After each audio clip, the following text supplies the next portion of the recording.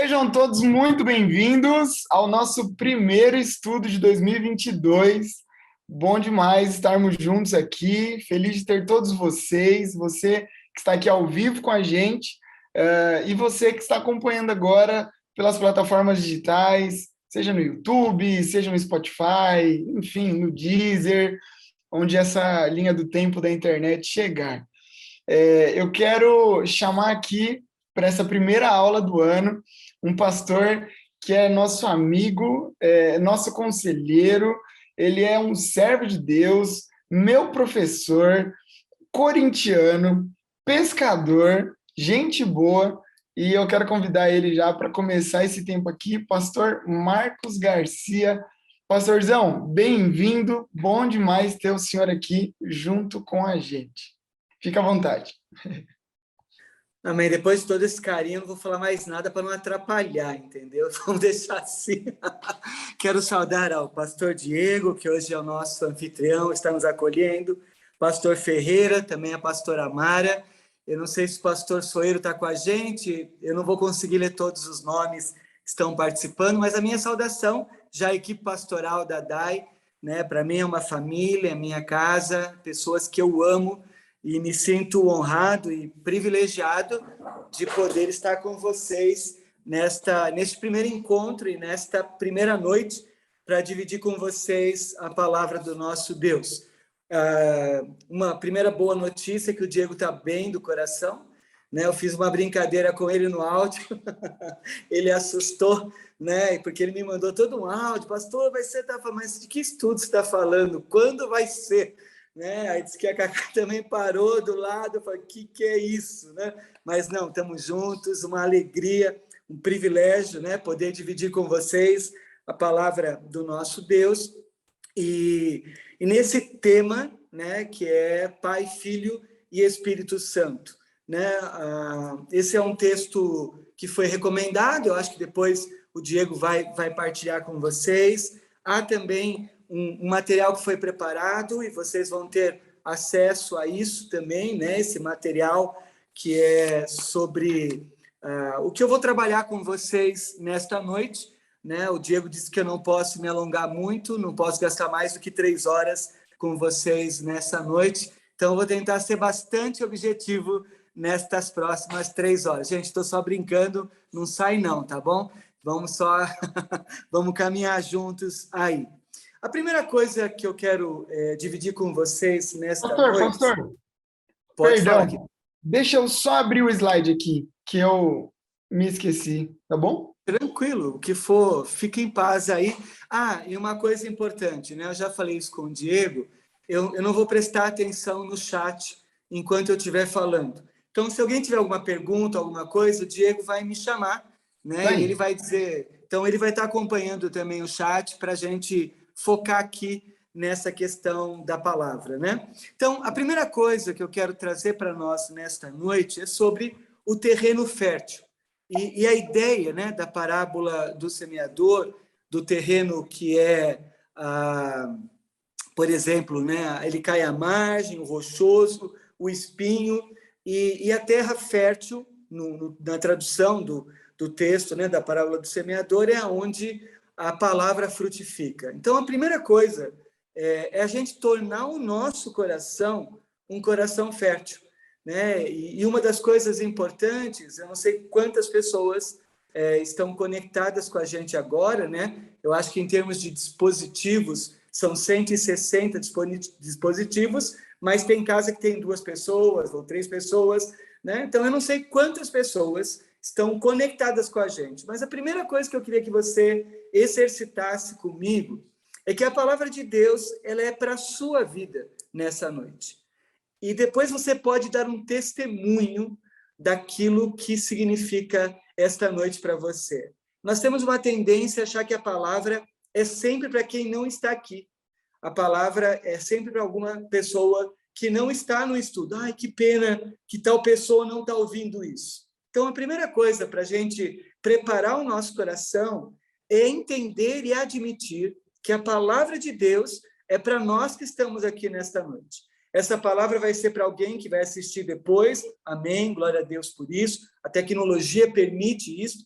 Essa palavra de Deus pode ser um testemunho da sua vida para alguém, mas a primeira coisa fundamental é que você prepare o seu coração nesta noite para ser um terreno fértil, né, diante daquilo que nós queremos compartilhar, que é a primeira pessoa da Trindade, que é o Deus Pai, né? Nós temos falado de Deus Pai, Deus Filho, Deus Espírito Santo. Então, a primeira coisa que nós precisamos eliminar, e eu quero chamar aqui de uma questão sociológica e psicológica, né? Porque depois você pode fazer esta abordagem a partir da sociologia, a partir da psicologia. Não sou um sociólogo, não sou um psicólogo, eu sou um pastor, né? A minha formação ela é pastoral, então eu quero trabalhar nesta área. Mas quando nós falamos da figura paterna, muitos de nós podem trazer, né, para o momento do nosso encontro com Deus uma grande dificuldade da gente se relacionar com a figura do pai. O pai ausente, o pai alcoólatra, o pai violento, o pai abusador. Se a gente abrisse aqui, né, um momento de testemunho, provavelmente muitos de nós falaria da dificuldade com a figura paterna humana. Isso quando ela existe, né? Às vezes nós conhecemos casas, famílias em que as crianças, por exemplo, elas nunca viram o pai, né? O pai sumiu, o pai desapareceu, o pai foi morto, né? Todas as histórias ligadas ao pai, elas são ruins.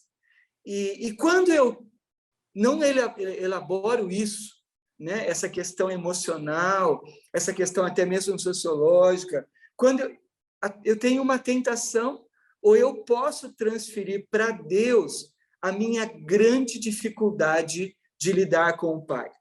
E qual é o problema disto? Né? É que aí eu posso acabar não olhando a Trindade como Trindade Santa, como Trindade única, e posso não entender que Deus é meu pai. Só uma ilustração, né? Eu estava acompanhando um casal e o marido, ele sempre teve muita dificuldade no relacionamento com o seu pai.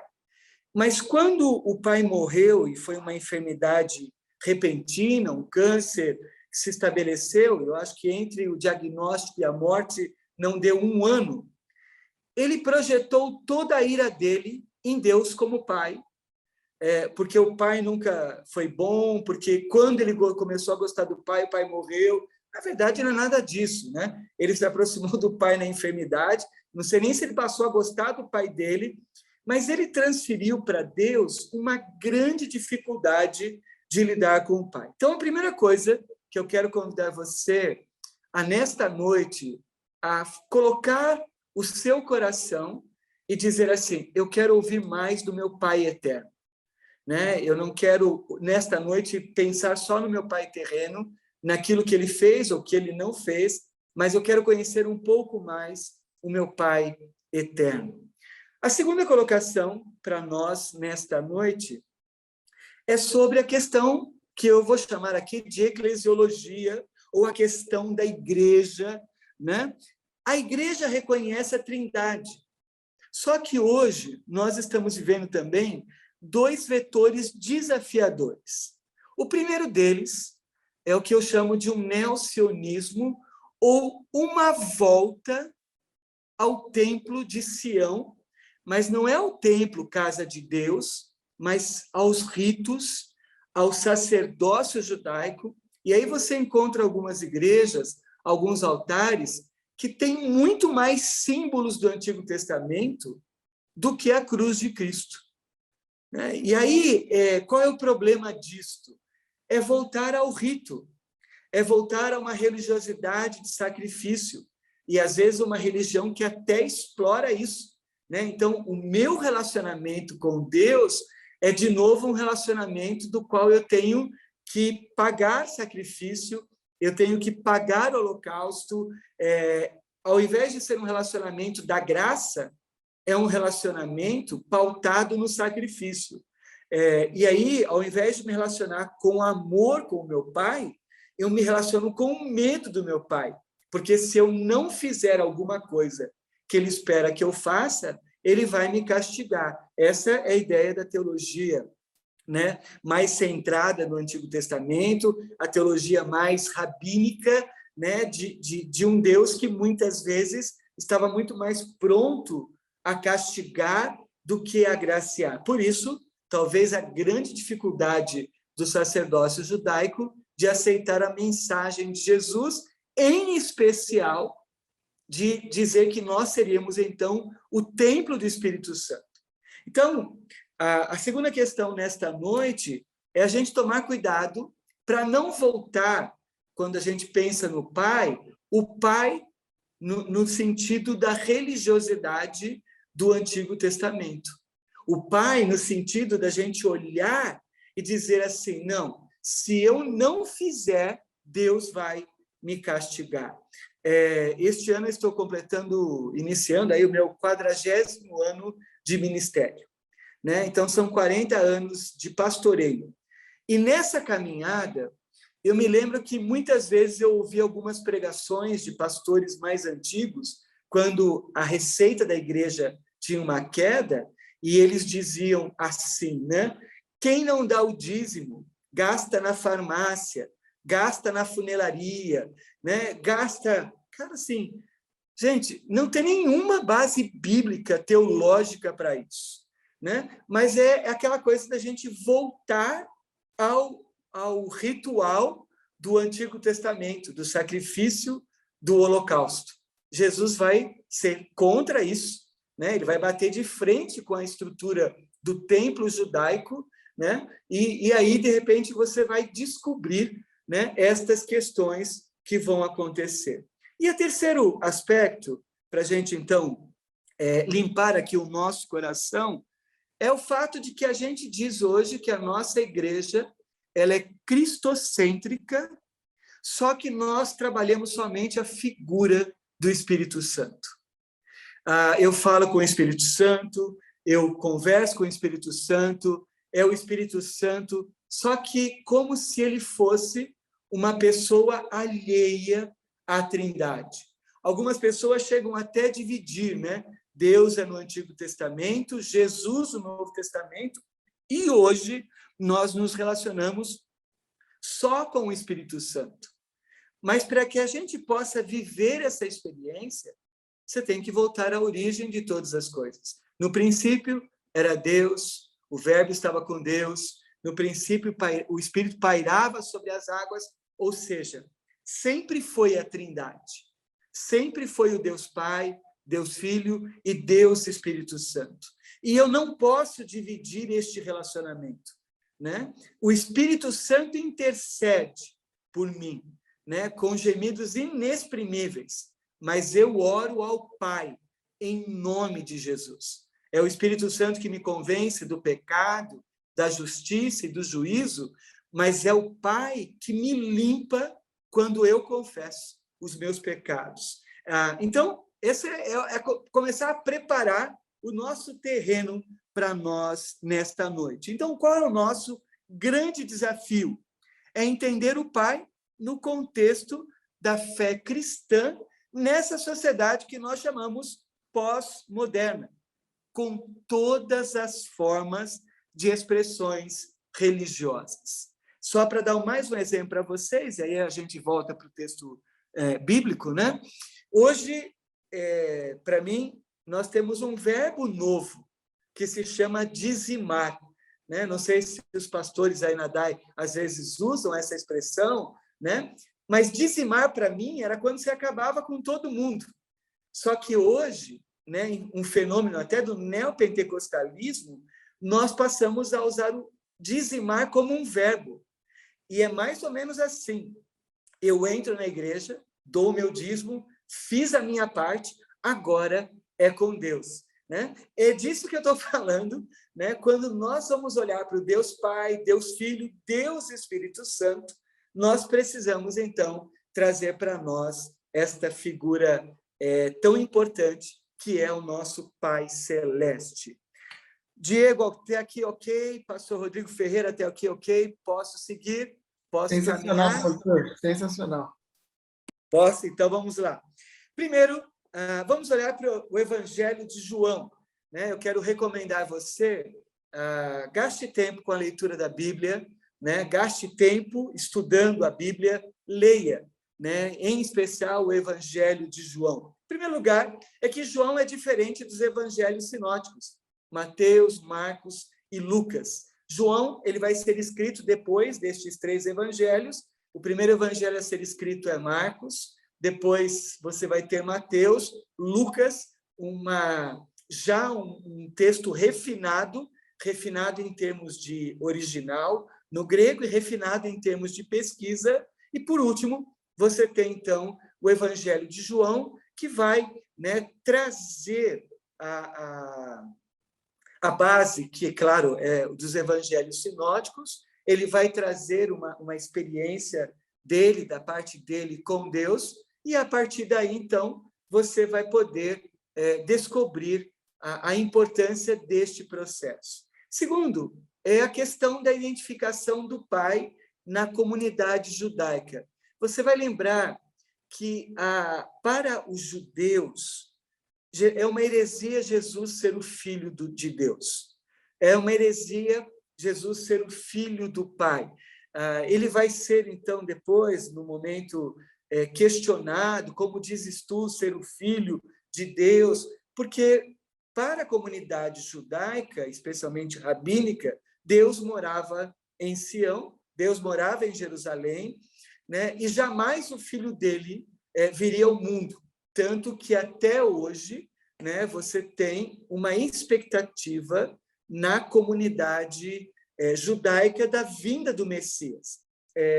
Eu tive o privilégio de ir a Israel, o pastor Ferreira também já esteve lá, não sei se o Diego já teve a oportunidade de ir, né, mas, se Deus quiser, vai acontecer. Eu acho que é sempre uma viagem muito especial. Não sei se a pastora Mara já esteve lá, sei que o pastor Soeiro já esteve, mas é muito interessante, porque os guias falam de Jesus, mas não são cristãos.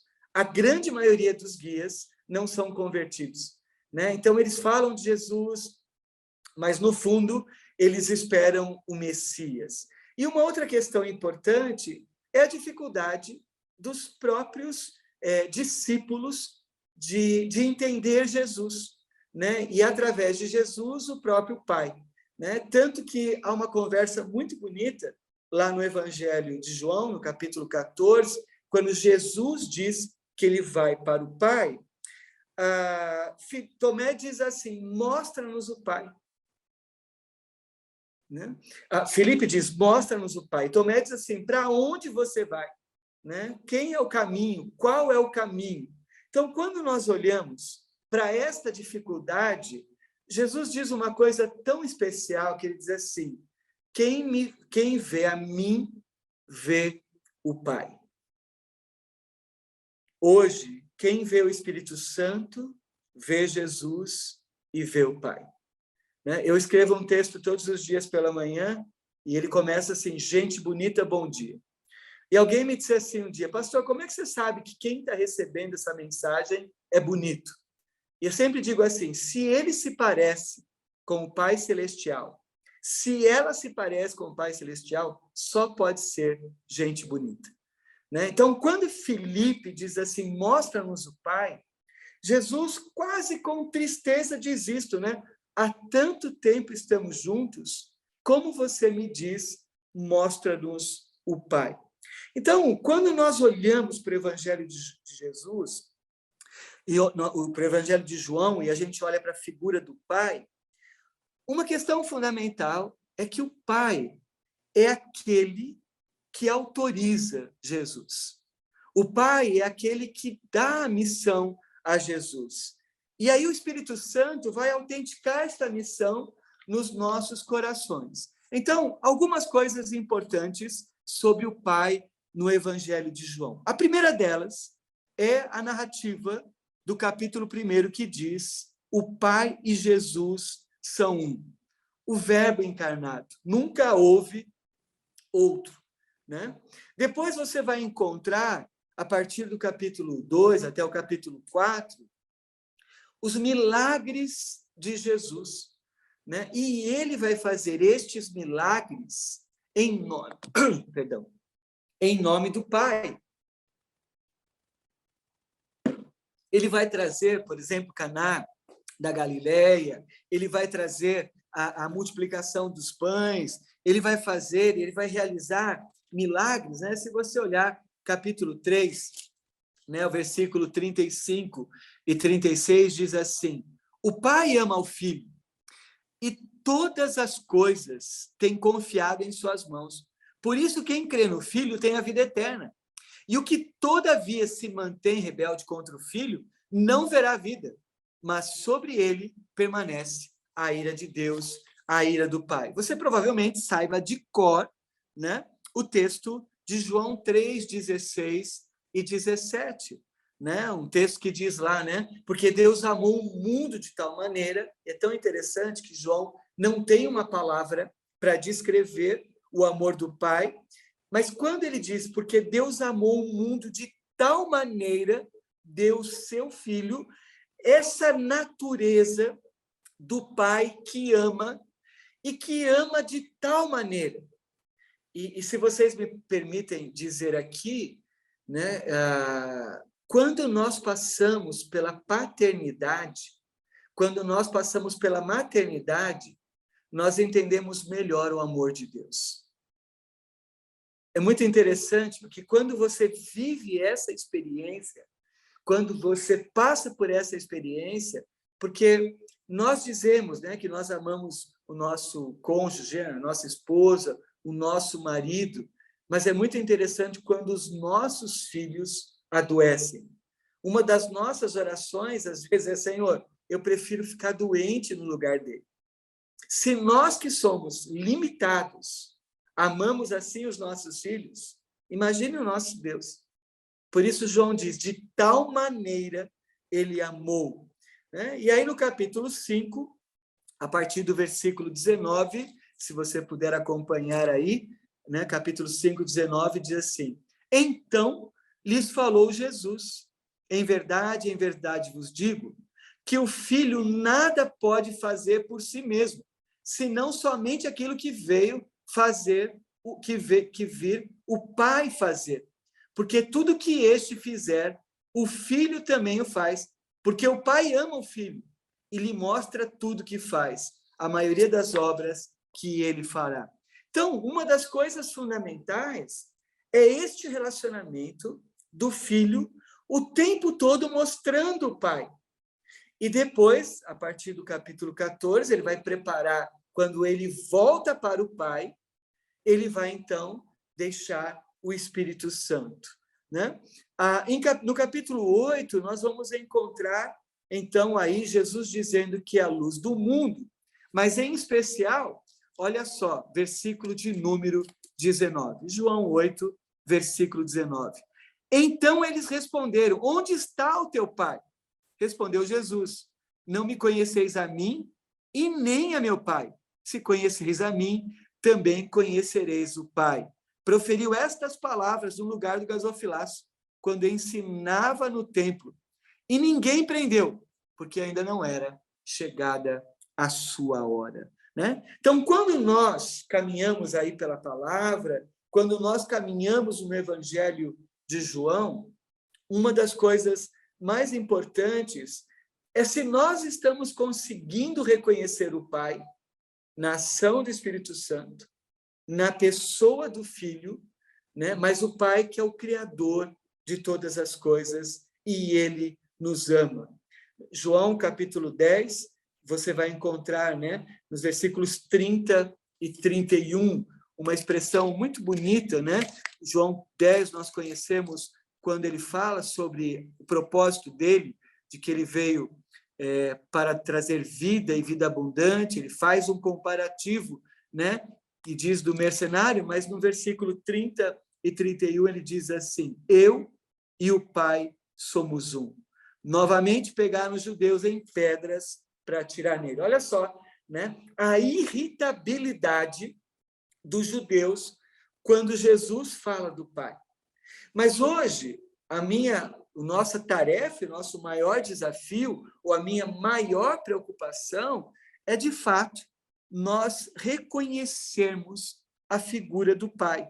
E ela é ilustrada, né, no texto do Evangelho de João. Se você puder, versículo capítulo 14 de João, ele diz lá, disse-lhe Tomé, Senhor, não sabemos para onde vais. Como saber o caminho? Jesus diz, eu sou o caminho, a verdade e a vida. Ninguém vem ao Pai senão por mim. E aí, se me tivesses conhecido, conhecereis também o Pai. Desde agora conheceis e tende visto. Felipe pede, Senhor, mostra-nos o Pai, e isto nos basta. E Felipe, há tanto tempo que estou convosco, e não me tens conhecido? Quem me vê a mim, vê o Pai. Como dizes tu, mostra-nos o Pai. Eu queria que você tentasse imaginar esta conversa de Jesus 3 anos depois de ministério, se preparando para morrer, e durante estes 3 anos, ele está tentando ensinar aos seus discípulos para que vejam o Pai.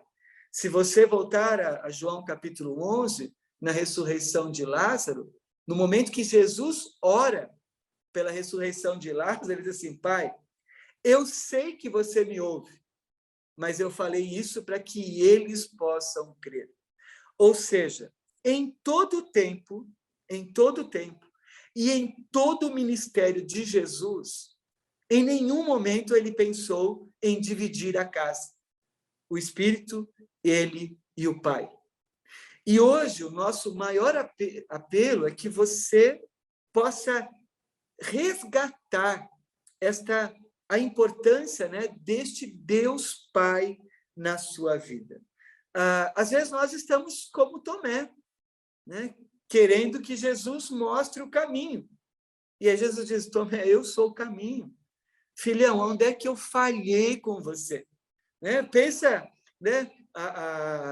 Nós temos pastores e a pastora aqui com a gente, você discipulando alguém durante 3 anos, e depois de 3 anos ele volta com aquela pergunta que é de recém-convertido ou de neófita, daquele que nem conhece ainda. Né? Daí você olha para a cara dele e diz assim, Jesus, aonde foi que eu errei? Eu vivi uma experiência, né, recentemente, uma pessoa que eu pastoreei pediu para um aconselhamento comigo. E aí ele veio e contou toda uma história e depois pediu a minha opinião e eu fiquei olhando para ele. Daí ele disse assim, você não mudou, né? Você continua com a mesma opinião. Sim, sim, né? É a mesma opinião, é uma opinião baseada na palavra do Senhor. E ele disse assim, não, eu vim aqui só para saber se você não tinha mudado. Porque algumas pessoas começaram a colocar algumas ideias no coração dele que não tinham absolutamente nada com a palavra do Senhor. Mas eu fiquei olhando para ele e quase que eu fiz aquela pergunta, Senhor, onde é que eu errei? Né? Para ele voltar depois de tantos anos com uma pergunta tão básica. Eu fico imaginando Jesus olhando para Tomé e Felipe e dizendo assim, gente, onde é que eu errei com esses meninos? Né? Nessa altura do campeonato, né? Eles não podiam mais me perguntar, eles não podiam mais dizer, mostra-nos o Pai. Então, para mim é muito importante que você possa ver a figura do Pai. E quando Jesus se despede e prepara os seus discípulos, ele vai dar uma orientação com relação ao Pai. Pastores, alguma pergunta até aqui? Diego, algum comentário? Posso Tudo seguir? certo, pastor. Pode seguir. A gente vai colocar as perguntas todas no finalzinho, tá bom? Então, quem quiser ir mandando, eu vou acumular e aí eu separo algumas para fazer para o senhor. Tá bom, eu tenho um tempinho ainda. Até meia-noite a gente está aqui. Então, tá bom. Esse é um homem de Deus mesmo. Obrigado, querido. Né? Mas vamos lá. Em primeiro lugar, quando Jesus se despede e prepara os seus discípulos, entre todas as coisas que ele orientou, a primeira delas, né, com relação ao Pai, é que foi o Pai que enviou. Eu não sei se você tem isso. Né? Então, a primeira delas, o Pai enviou. Né? O ministério de Jesus não é autônomo, o ministério de Jesus não é dividido, o ministério de Jesus é enviado pelo Pai. A segunda é que o Pai glorifica o Filho e o Filho glorifica o Pai. Terceiro, que ele se revela o Pai se revela por meio dele, né? E isso é muito importante, né? O momento em que o Pai, né, acaba vivenciando essa experiência, né, que o Pai acaba compartilhando este momento. Então, é fundamental essa visão do Pai. Outra coisa importante é que Jesus está no Pai, né? E quando ele está no Pai, ele vai instruir sobre o que dizer e fazer, porque o Pai orienta isto. Se você tiver disposição, leia no Evangelho de João, cada milagre que Jesus faz, ele testemunha sobre o Pai. Mas uma coisa importante é que Jesus diz que o Pai é maior do que ele.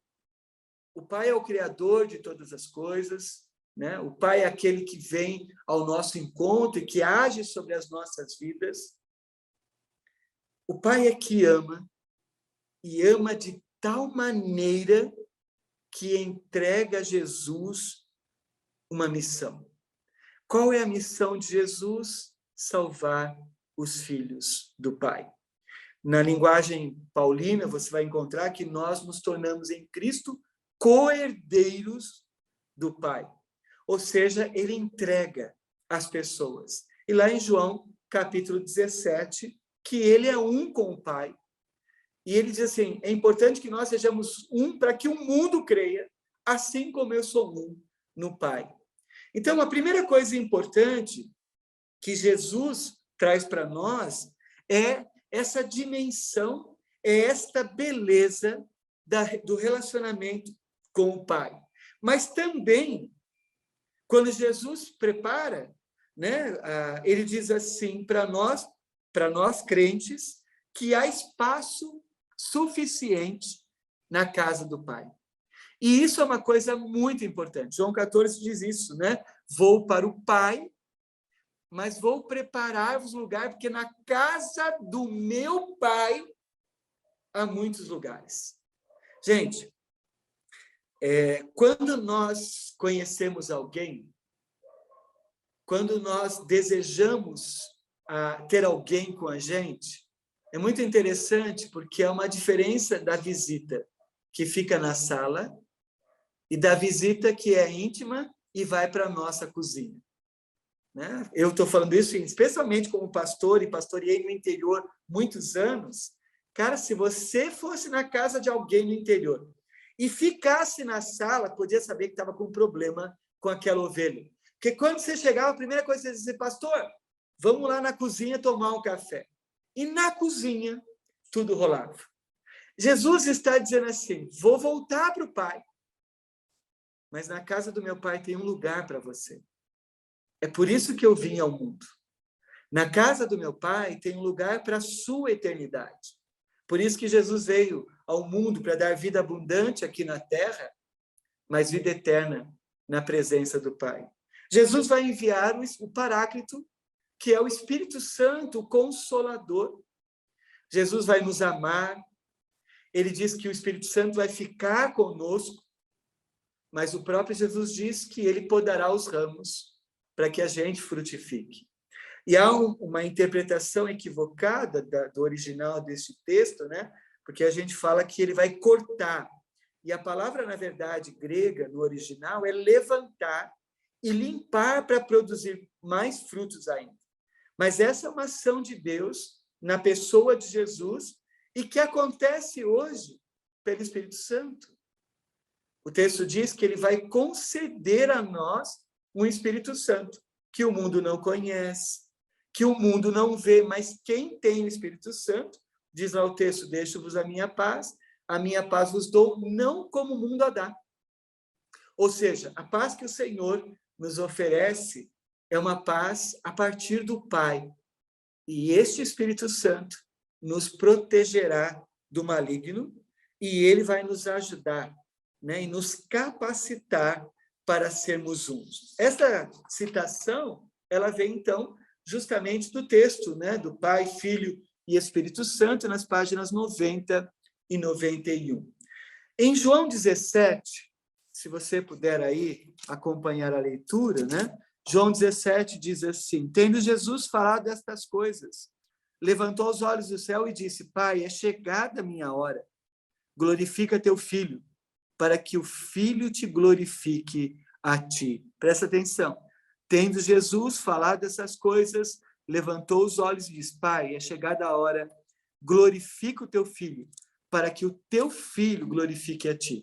E o versículo 21, a fim de que todos sejam um, como és tu, ó Pai, em mim, e eu em ti, também sejam ele em nós, para que o mundo creia que o Senhor me enviaste. Então, hoje, o que eu quero dividir com vocês nesta noite, né, é que, com certeza, os próximos encontros vão falar do Filho e do Espírito Santo, mas é fundamental que você possa ter esta visão, né, esta visão da parte de Deus, esta visão do toque de Deus, esta visão da graça de Deus, de um Deus que é Pai e que vem ao nosso encontro na pessoa do Filho, e que hoje se revela através do seu Espírito Santo. Mas ele é Pai, ele é Filho e ele é Espírito Santo.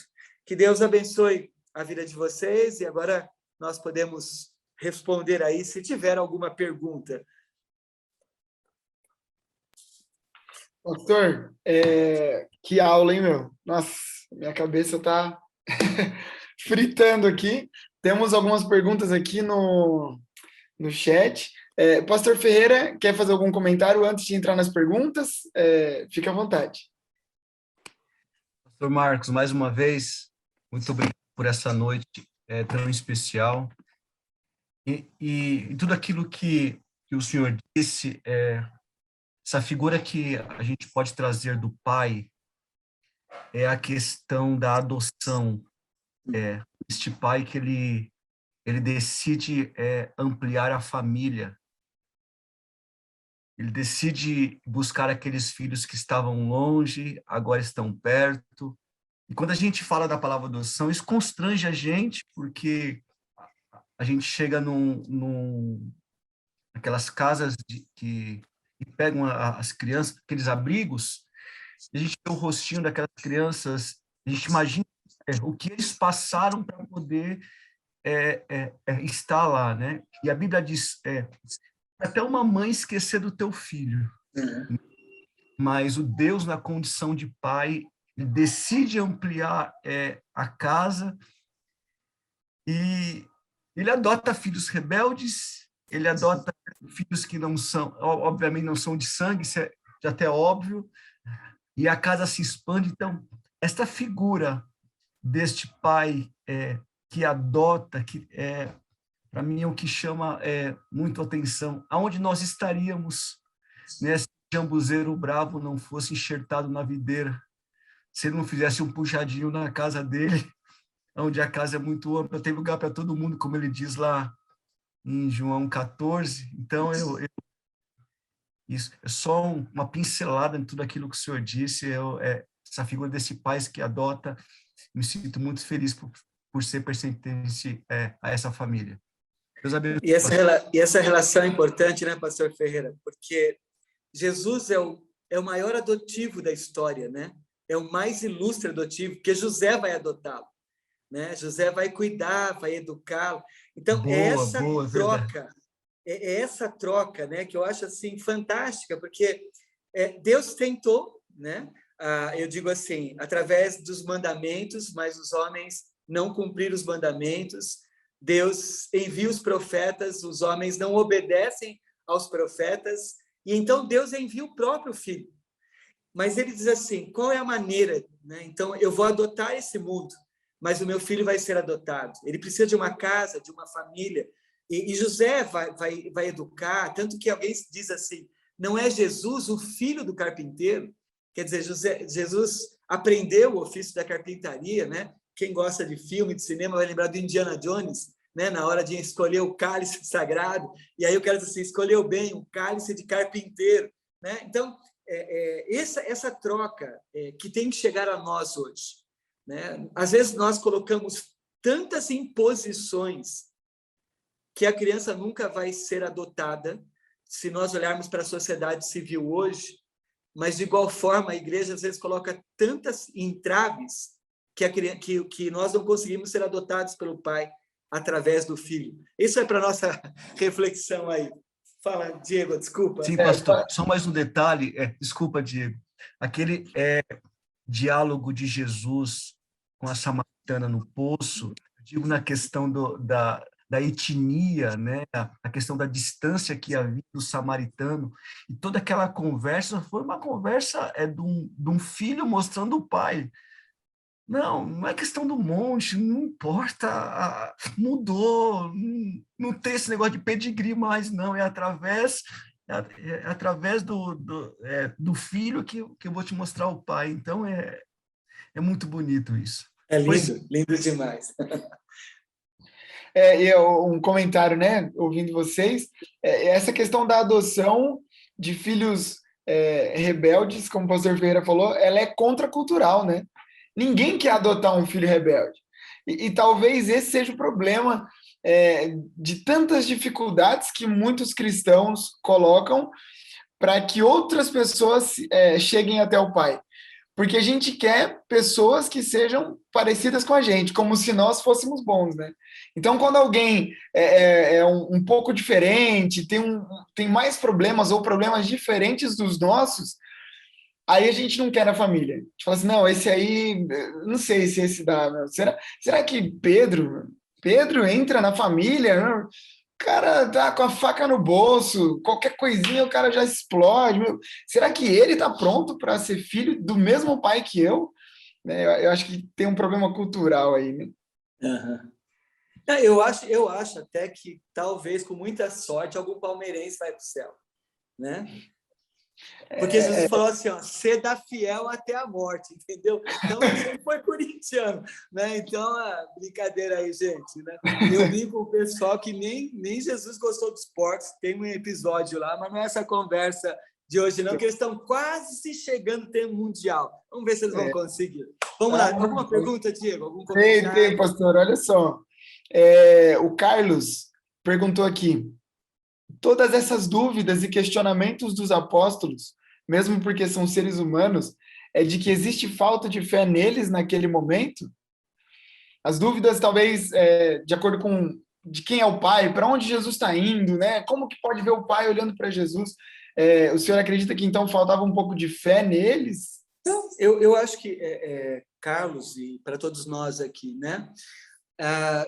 Nós temos 2000 anos de história do cristianismo e fazemos perguntas absurdas ainda, 2000 anos depois.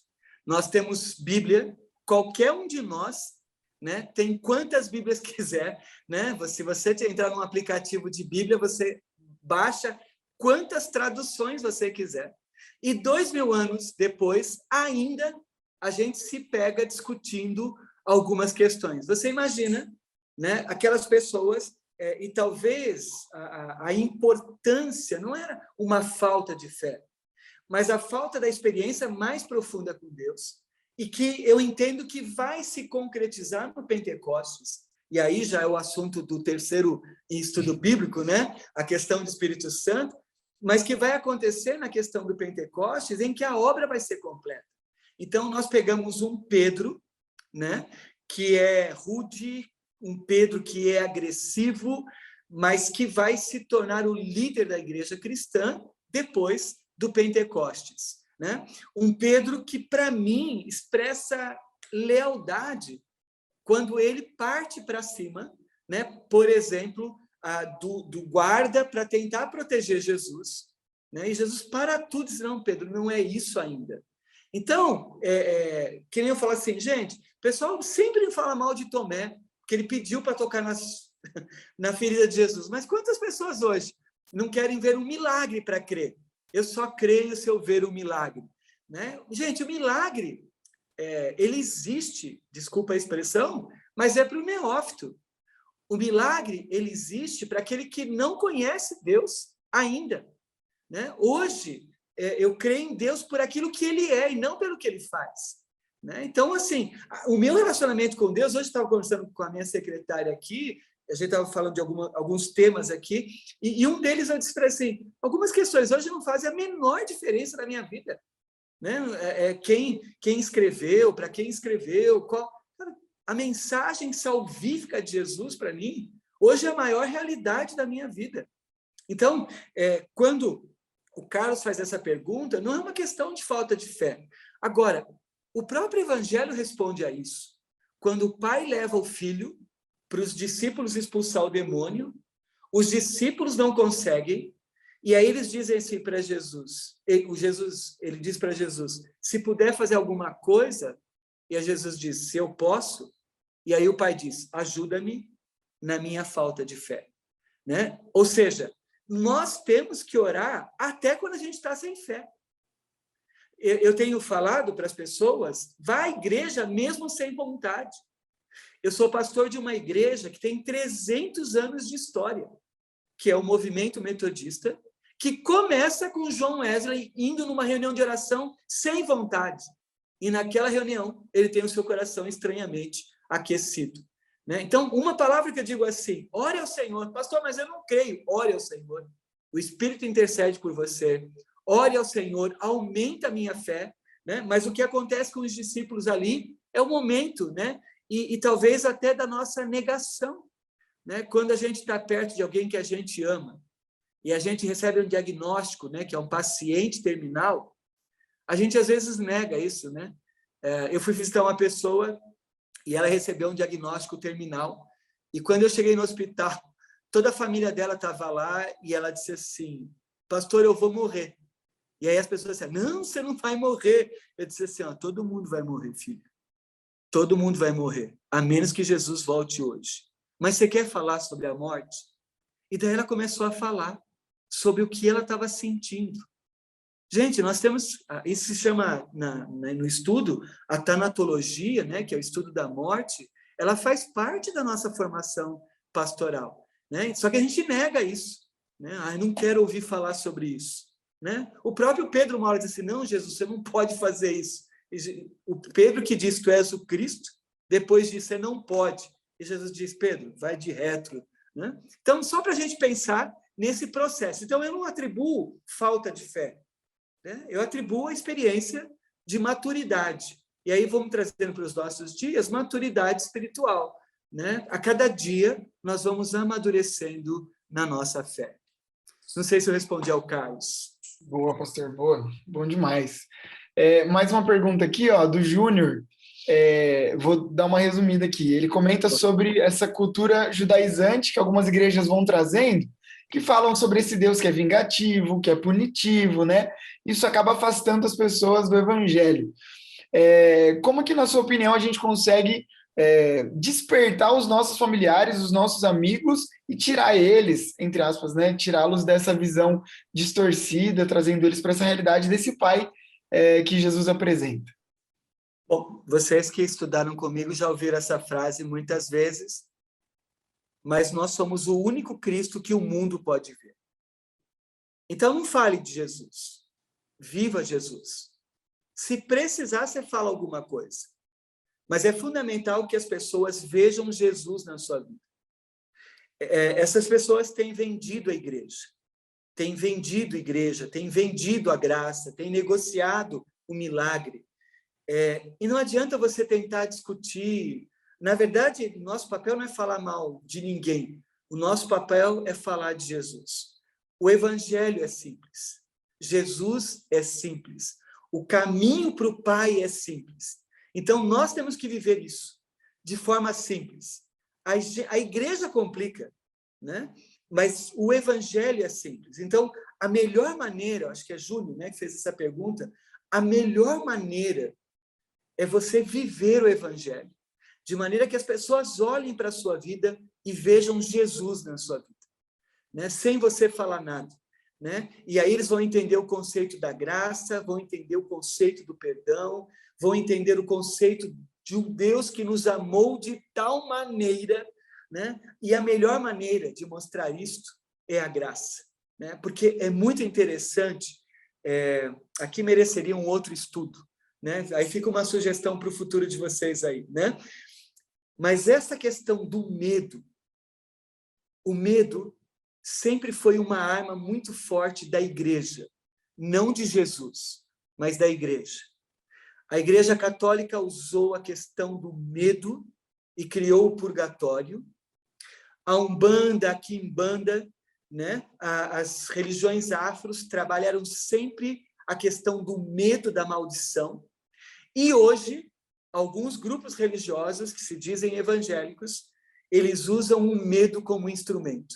Se você não contribuir, se você falhar, se você quebrar a corrente, o medo, na verdade, é uma negação do Evangelho de Jesus. Por isso, 1 João vai dizer depois lá, o perfeito amor lança fora o medo.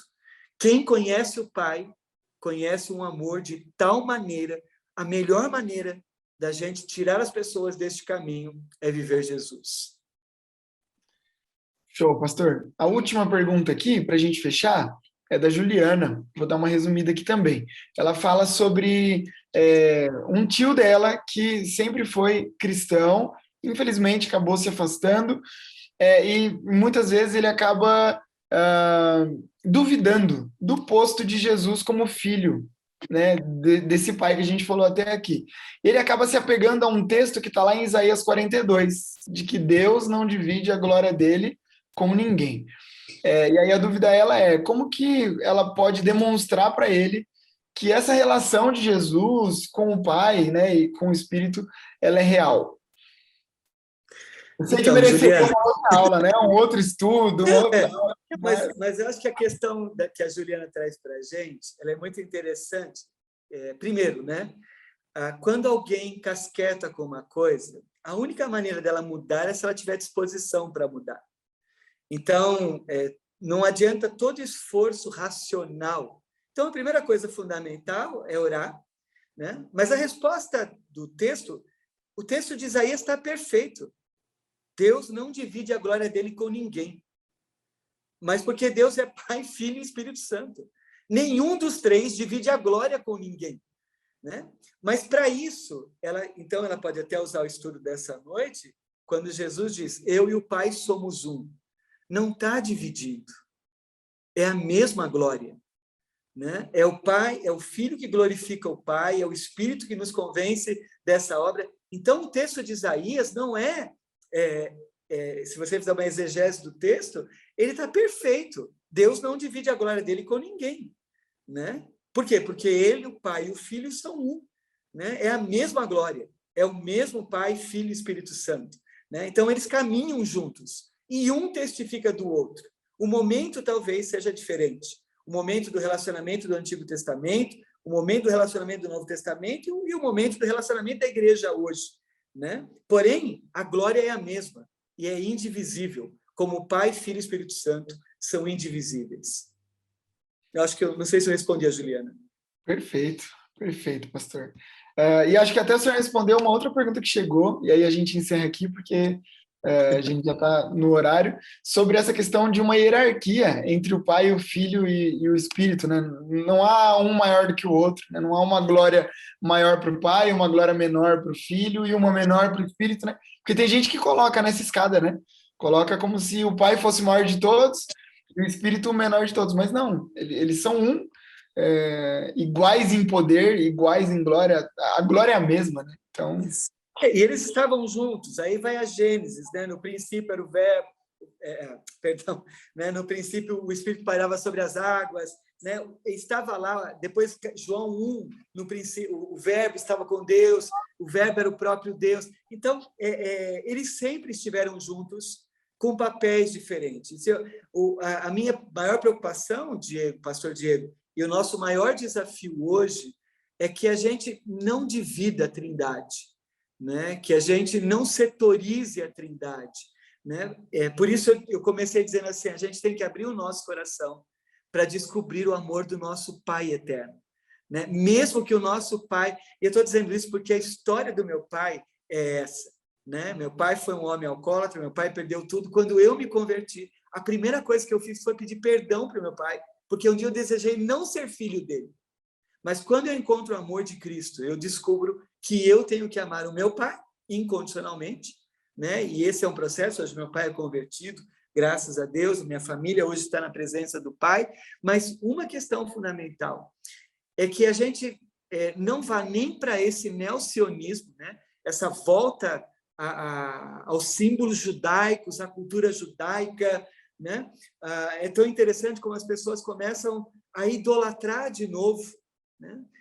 E, ao mesmo tempo, não caminhar também numa direção de que eu falo só com o Espírito Santo, então eu não conheço o Filho, eu não conheço o Pai, porque é o Espírito Santo.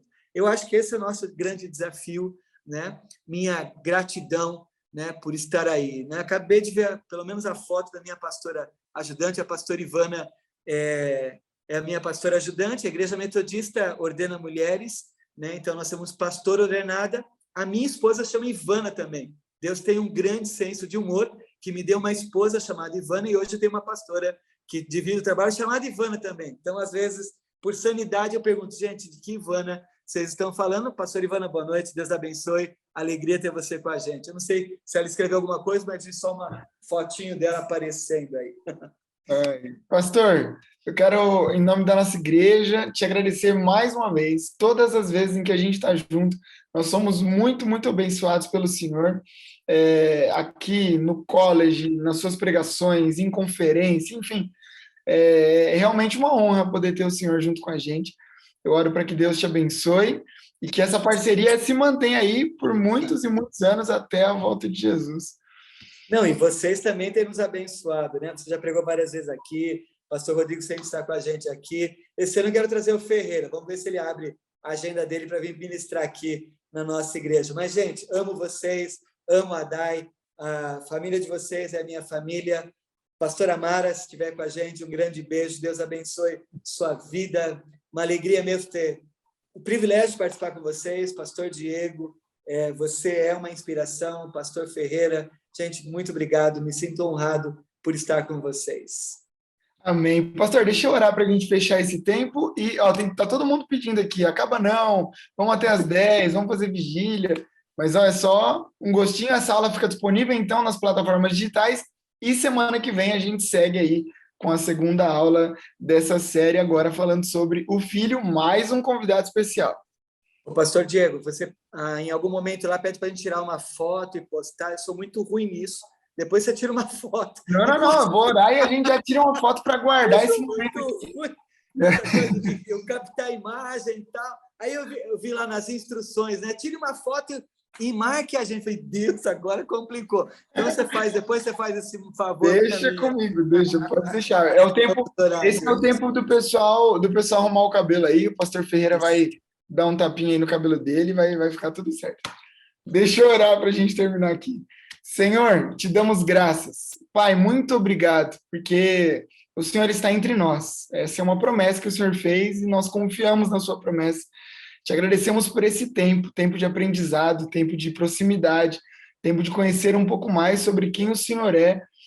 E queremos dizer que nós te amamos a missão que o Senhor deu ao seu Filho, amamos a missão que o Senhor deu a nós e queremos cumpri-la através do poder do Espírito Santo. Pai, fica com a gente, abençoa a vida do pastor Marcos, de toda a sua família, de sua igreja, de sua denominação. Fazemos parte do mesmo reino e somos felizes assim. Obrigado pela Igreja Metodista que tanto nos abençoa.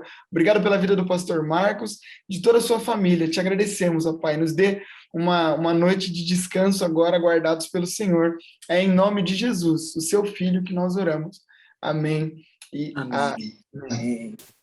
Deus abençoe vocês, fiquem com Deus. Pastor, beijo, tamo junto. Tamo junto, Deus abençoe. Ótima noite para vocês. Beijão.